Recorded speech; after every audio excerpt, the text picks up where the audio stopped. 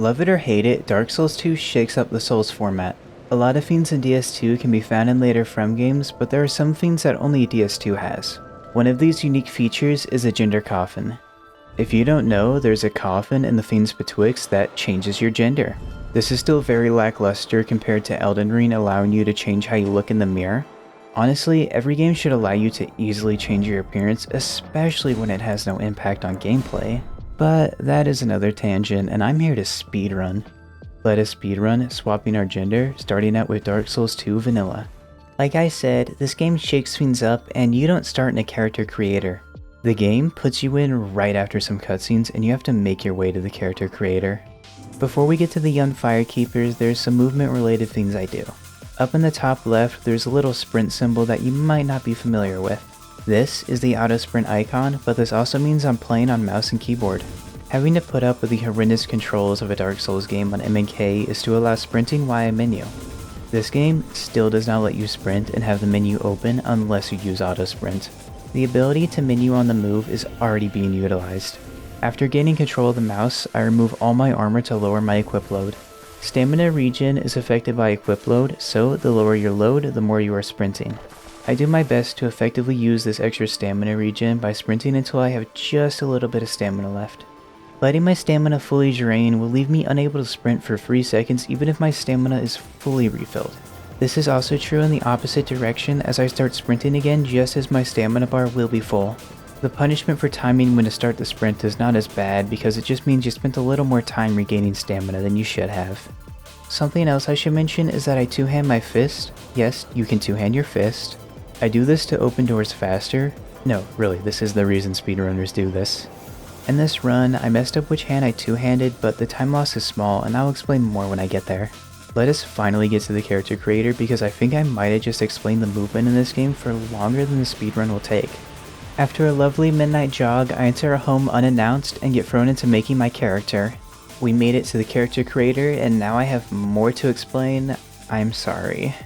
Oh yeah, by the way, the timer has been going ever since I loaded into the Fiends Betwixt. The timing method is load remove time, so on load screens the timer will pause. This is not important right now because in the character creator, time is still going. Fast menuing to create your character is no longer a fun thing you do because the Black Knight halberd did not drop. I have to quickly menu what I need for the run, which is nothing. The character is named A because speed. For the class, I pick warrior, which is not the best option. The swordsman has the highest starting endurance of 8, but the difference in stamina is only 4. It won't make a difference, kind of like the starting gift, as it is useless.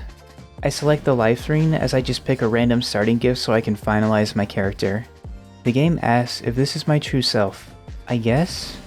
Back in the gameplay, I get to pause and then explain the two-handing thing.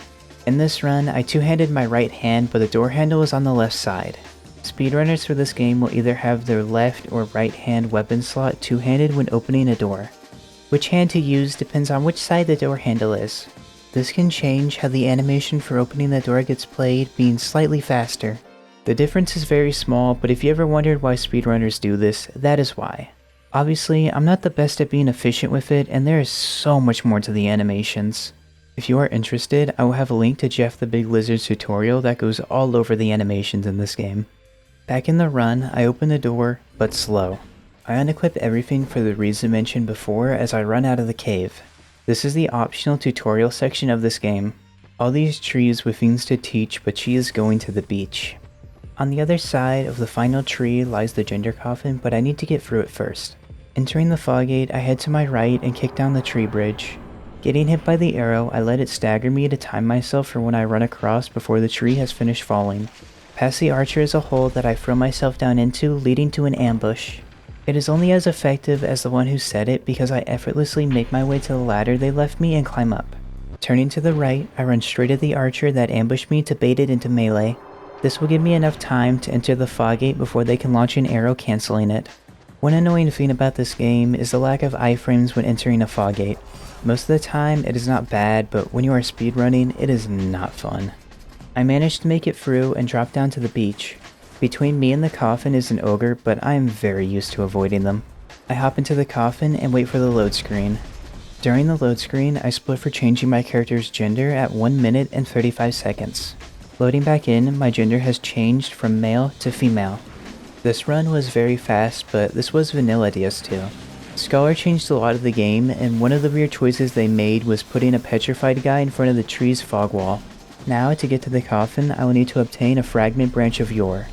This certainly changes some things up, so let us start in the Fiends Betwixt again. The run starts the same, even down to me messing up my hand placement. Some things just never change. Where the run starts to deviate is character creation. This time my character's name is F. For the class, I picked Swordman because of the extra endurance for this longer run. Now the starting gift does matter as I pick a bonfire aesthetic that I'm going to use later. Finalizing my character, I'm once again asked, is this your true self? I don't know. I enter the cave where I light the bonfire so I can warp to it later before unequipping my gear. There's an item by the cart I want to pick up, but I struggle. Approaching the cart from a certain angle will allow me to pick up the item without destroying the cart. Once I receive the soul, I exit out to the tutorial area. The tree is blocked, so the only path to take is to Majula. Why did they block it? Hopefully that is all they changed in there. I jump down and take the ledge path to the bonfire. I'm going to be warping back to it later, so I grab it before heading for the Forest of Fallen Giants. There's a door that I need to open that I'm sure everybody has an F tier for their Dark Souls 2 door tier list. Yeah, this is going where it belongs. I will always remember the pain of having this door close on me after waiting for it to open. Speaking of waiting for it to open, by pulling the lever, I open my inventory and wait for the animation to finish. Once it is done, I pop the soul to receive 200 souls before doing some more menuing. I head into my equipment to put the dark sign into my hotbar, but also had to wait for the soul animation to finish before it will let me. With all that done, the door is still opening. As soon as it is done, I use the life gem to regain some health and have it timed with the door opening. Around the corner, I drop off to a watery area down below where I pick up some items before jumping. The jump was to avoid some slow water, and the important item I picked up was a homeward bone. Finally, I'm in the Forest of Fallen Giants, at least according to the area banner. DS2 enemies are notorious for coming after you if you run by them, but I've practiced this. Paying attention to my stamina, I time my runs to avoid attacks and slip past these hollows. The arrow is strafed by dropping down from the tree, and I make my way to the ladder. Up the ladder is a not so fun area full of hollows. They will wake up as I go for the fog gate, so I make sure I have full stamina as I reach the top. Sprinting for the fog gate, I make it in time and avoid the 15 plus enemies there. It is accurate, don't worry, I counted. Dropping down into this room is an ambush that does get me. I was too cautious with my stamina here, and because of that my jump is delayed. The jump is to destroy the boxes and allow me to get past. I get away with it this time, but it was sloppy. Up the stairs is an archer that always seems to miss. Animations play a big part as I line myself up flush with the ladder as I get on. This helps me prevent my character from doing that little dance before they climb the ladder. I make my way into the Cardinal Tower where those 200 souls will be spent. At the hag, I make sure to speak to her first and then immediately after use a life gem to heal. Some health is needed, but using the gem while buying from her is optimal. A single firebomb is purchased before I perform the firebomb wall skip. I don't have a set lineup for this, I kind of would just practice it enough that it's muscle memory. There will be a tutorial in the description. This firebomb throw opens up a shortcut that is going to lead into the 17k glitch. 17k or Pursuer Quick Kill is very hard to understand, so let me break it down. With the shortcut open, I run over to this ledge and jump onto it. Before reaching these barrels, I stop and turn into the wall. This is something I do to help myself time the jump I'm about to do. Sprinting forward, I jump just as I reach this tile. Jumping across like this will activate the Pursuer encounter. This is the one up the ladder that happens once, where it drops down from a bird. There's also a sound cue here. This lets me know I hit the trigger. From the jump across, I'm on a timer as I need to deload the bird carrying the Pursuer. Landing across, I sprint towards this tree root immediately. Turning towards the path down, I drop off to the wooden bridge below and roll forward. I'm 180 to avoid the arrow and dark sign with my head guarded by the wooden railing from a second archer off screen. Obviously in this run, I see the item drops knowing I got the Pursuer kill, but the glitch is not over. The glitch is called 17k for the 17k souls you receive when the Pursuer dies, but we used a dark sign. A dark sign warps you back to the last bonfire rested, but it also deletes your souls. Well, it only deletes the souls your character has when warping. What happened here is the Pursuer has not given the souls yet, but it is still queued. By dark signing before the souls are given, we can get them after loading back in at the bonfire. This glitch is very difficult. I mean, runners used to use metronomes to time it correctly. If you dark sign too late, you won't receive the 17k and it would be a reset. These extra souls are going to be very useful in Majula. As I get up from the bonfire, I open my inventory and do some menuing.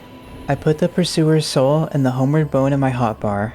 M&K is cursed in FromSoft games, so I accidentally deplete my stamina. Oops. This just gives me time to say I'm heading to Magulin, where I'm going to pop the soul of the Pursuer like I did the life gem earlier. I then buy 10 shields for 15k souls before using the Homeward Bone to head back to the Majula bonfire.